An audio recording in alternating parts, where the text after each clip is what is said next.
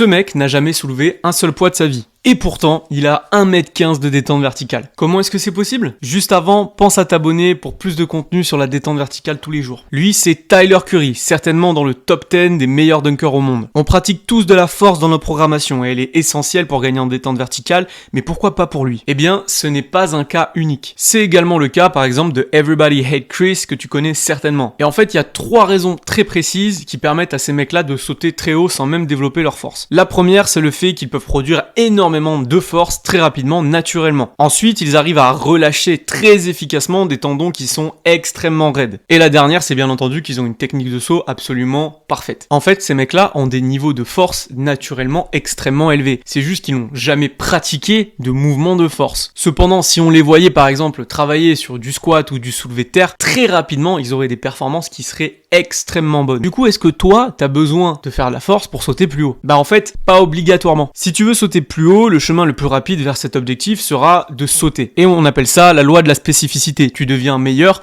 à quelque chose que tu entraînes spécifiquement. Le souci, c'est que tu risques de tomber sur un plafond qui est assez rapide et la force est très souvent le facteur qui te limitera vers tes gains de détente verticale. On n'oublie pas que la force, c'est la fondation de toutes les autres capacités athlétiques. Il en faut obligatoirement. Donc si tu ne peux pas l'avoir naturellement, tu vas être embêté à un moment. La raison pour laquelle ces mecs arrivent à des niveaux de force énorme sans même faire de force, tu la connais déjà, c'est la génétique. Sans oublier qu'ils ont un passé sportif qui est également très étoffé, certainement du foot US, beaucoup de sport, beaucoup de track and field, mais il faut pas oublier également les années de travail, donc rien n'a été facile pour ces mecs également. Pour plus de contenu, pense à t'abonner.